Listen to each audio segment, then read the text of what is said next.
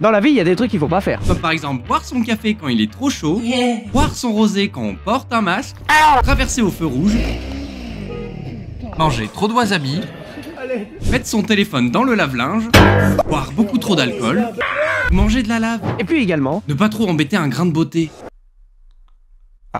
Arrête. Non. Allez. Oh. Dis donc.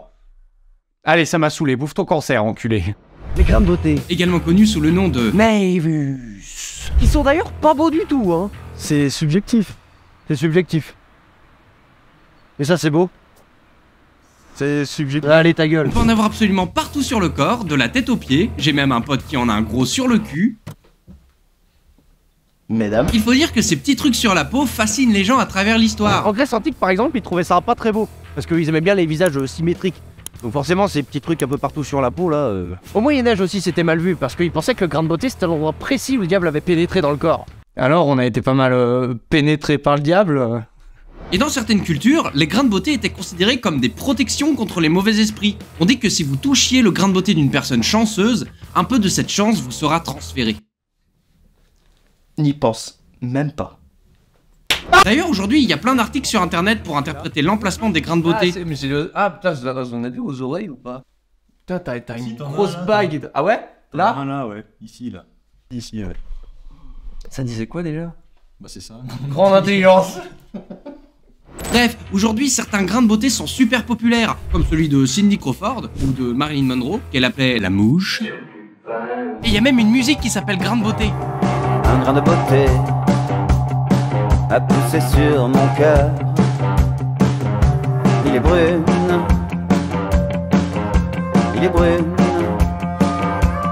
Du coup, ces petits trucs m'ont amené à me poser la question. Eh mais au fait, pourquoi on a des grains de beauté? Eh bien, cher dermatologue en herbe, je vais te le dire.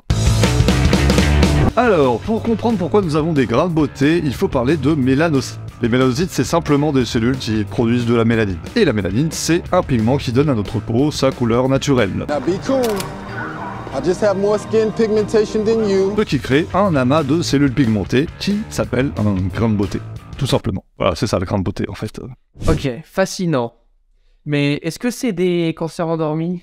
Oui, ça m'intéresse. Alors oui, en quelque sorte. Disons que si vous embêtez un grain de beauté, vous augmentez un peu les risques de développer un cancer de la peau. En particulier si vous avez des antécédents de ce type de cancer dans votre famille. Ou alors si vous avez eu des coups de soleil graves. Bon, cependant, ça dépend de la façon dont vous embêtez le grain de beauté. Si vous grattez, pincez, arrachez ou coupez un grain de beauté, bon bah, potentiellement, vous pouvez endommager les cellules de la peau. Et du coup, augmenter le risque de cancer. Les insultes, moi ça me fait rien, ce ne sont que des mots. Seule la violence physique m'impacte. Il est également important de ne pas trop exposer les grains de beauté à des rayons UV excessifs, tels que les rayons du soleil direct ou les lampes à UV de bronzage. Ça aussi, ça peut augmenter les risques. Ouais, mais du coup, ça arrive pas souvent. Oui, il est vrai que c'est plutôt rare, hein. La plupart du temps, les grains de beauté sont totalement inoffensifs. Mais ça peut arriver à tout le monde. Exemple. J'étais loin de m'imaginer qu'à 25 ans, on allait m'annoncer que j'avais un cancer de la peau à cause d'un grain de beauté. Aujourd'hui, à cause de ça, j'ai un creux au niveau du tibia. Ouais, du calme, hein. Il y a quand même des moyens pour les détecter, ces potentiels cancers. Comment? Attends, moi je veux garder mes fesses intactes. Eh bien, avec une méthode d'observation qui permet de détecter les grains de beauté qui pourraient potentiellement être cancéreux, qu'on appelle la méthode ABCDE, qui est donc une méthode d'observation qui permet de détecter les grains de beauté qui sont potentiellement cancéreux. Dans cette méthode, on a 5 éléments à prendre en compte. Un élément par lettre quoi. D'abord, A, comme asymétrie. Donc si la forme du grain de beauté n'est pas symétrique, potentiellement ça peut être un danger. B comme bord. Donc c'est si les bords du grain de beauté sont un peu dentelés, flous, irréguliers, ça peut aussi être un signe de danger. Ensuite C comme couleur. Si la couleur du grain de beauté est inégale avec des tons différents, pareil, signe de danger. D comme diamètre. Donc si votre grain de beauté a un diamètre de plus de 6 mm, pareil, ça peut être inquiétant. Et enfin E comme évolution. Tout simplement si le grain de beauté change de couleur, de taille ou de forme au fil du temps. Pareil, ça peut être un danger. Donc voilà, si votre grain de beauté présente un ou plusieurs des signes mentionnés, ça peut être pas mal d'aller voir un professionnel. Voilà, vous savez à peu près tout sur les grains de beauté.